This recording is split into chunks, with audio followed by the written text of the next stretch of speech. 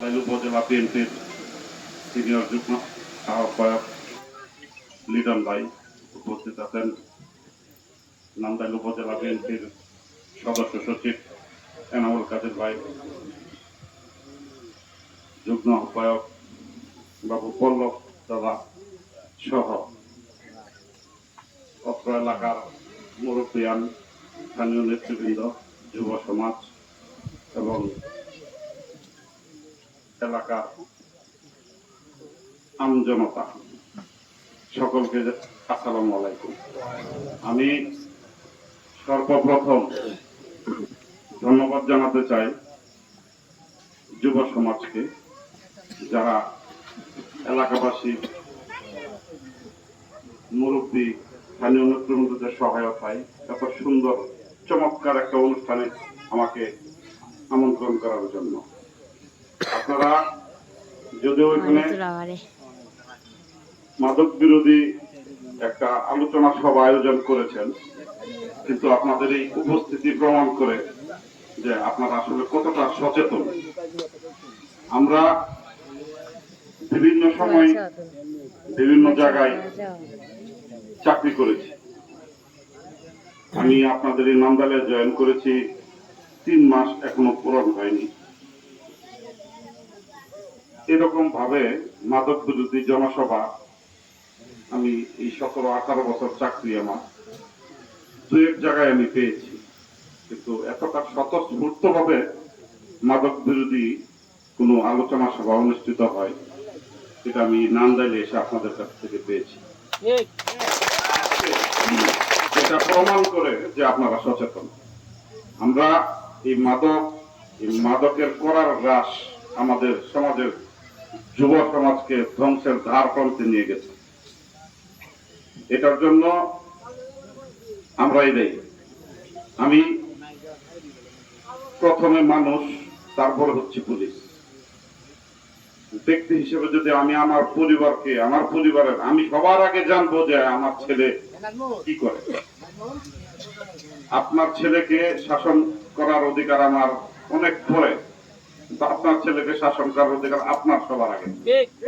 আমার সন্তানকে শাসন করার অধিকার সবার আগে আমার, এবং দায়িত্ব, শুধু অধিকার না, আমার সন্তান কোথায় যাচ্ছে, কার সাথে মিশছে, অবসর সময়ে সে কি করতেছে, এটা গার্জিয়ান হিসেবে আমাদের সকলেরই দায়িত্ব। আমরা যদি আমাদের নিজেদের সন্তান কোথায় যায়, কার সাথে মিশে এই খোঁজ খবর আমরা না রাখি, তখন আমাদের সন্তান নষ্ট হয়ে যাওয়ার সম্ভাবনা থাকে।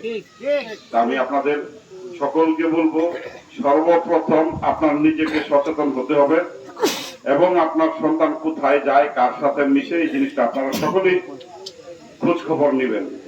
এতে আপনার সন্তান নষ্ট হবে না। আপনার সন্তান একবার যদি নষ্ট হয়ে যায়, তাকে ওখান থেকে ফিরিয়ে আনা অনেক কষ্ট। আপনার এই মাদক, সে যদি মাদক সেবন শুরু করে, তো সেই ক্ষেত্রে তাকে এই মাদক থেকে ফিরিয়ে আনা অনেক কষ্ট। আর যদি আপনি তাকে মাদকে না জড়াইতে দেন, সেটা আপনার জন্য অনেক সহজ। আপনি আপনার পরিবারের অন্যান্য যারা আছে, আপনার সন্তানের খোঁজ খবর নেবেন। আমি আপনাদের ইতিপূর্বে যারা বক্তৃতা দিয়েছেন তাদের কাছ থেকে শুনলাম যে আপনাদের এই দশালিয়া, এই গ্রামটা ইতিহাস এবং ঐতিহ্যপূর্ণ একটা গ্রাম।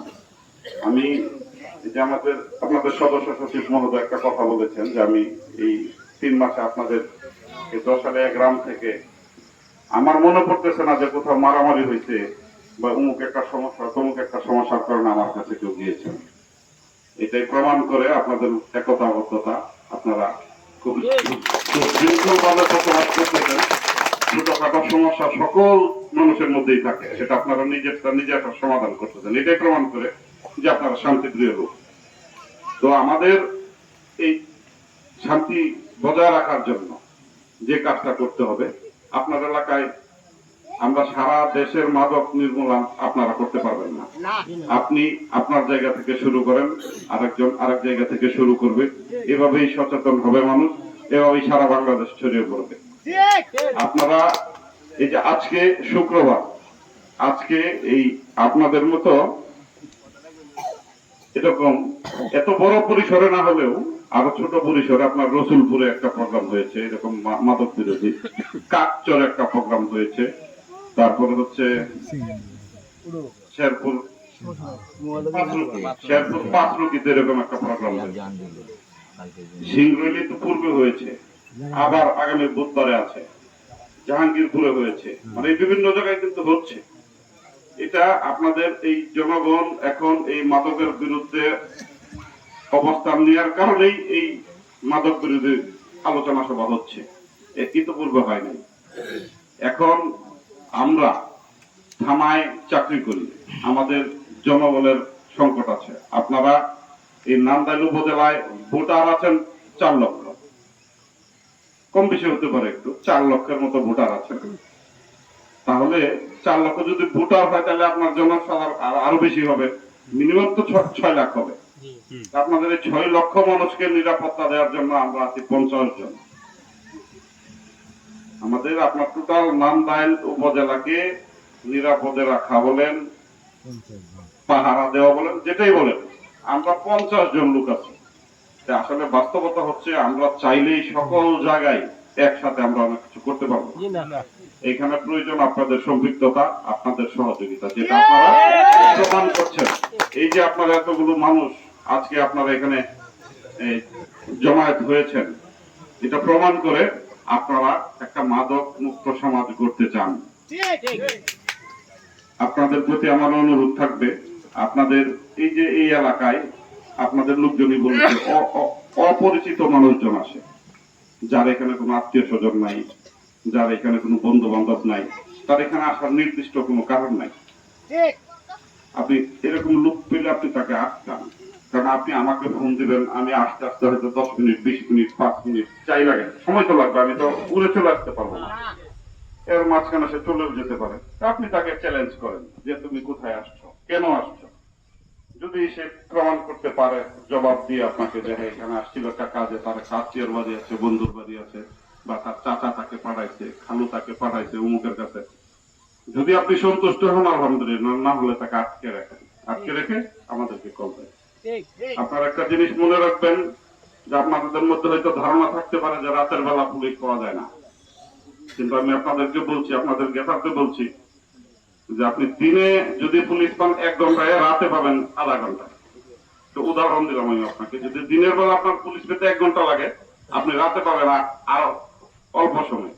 কারণ হচ্ছে রাতের বেলা আমাদের 3টা পার্টি কাজ করে, মানে সারা রাতেই ডিউটিতে আছে, এলাকা ভিত্তিক 3টা এলাকায় 3টা পার্টি থাকে। তো যদি অন্য কোনো জায়গায় আপনাদের এরকম কোনো সংবাদ, যদি আমার পার্টি ব্যস্ত না থাকে, আপনারা ফোন দিলে আমার হয়তো 15-20 মিনিটের বেশি আমার লাগবে না আপনাদের এখানে পুলিশ আসতে। আপনারা এটা মনে করার কোনো সুযোগ নাই যে রাত 4টা বাজে এখন আমি ফোন দিব অফিসারকে বা ডিউটি অফিসারকে, তো পুলিশ তো আসবে না, এটা ভাবার কোনো সুযোগ নাই। 24 ঘন্টায় আমরা সার্ভিসে আছি আপনাদের, আপনারা জাস্ট আমাদেরকে অবগত করবেন, আমরা এসে নিয়ে যাবো যদি আটক করেন।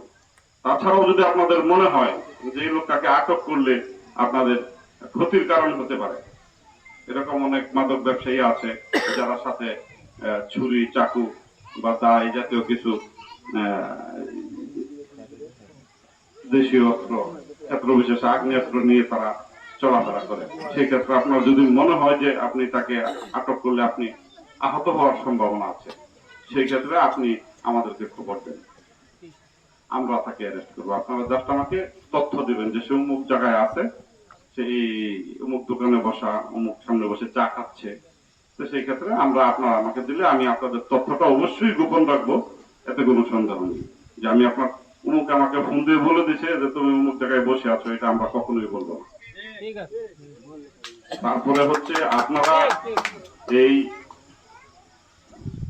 ইতিমধ্যে এনামুল কাদের ভাই একটা কথা বলেছেন, যে আপনাদের এখানেও একটা ঘটনা এরকম ঘটেছে, যে একটা মাদক ব্যবসায়ীর বাড়িঘর আপনারা উত্তেজিত জনতা বা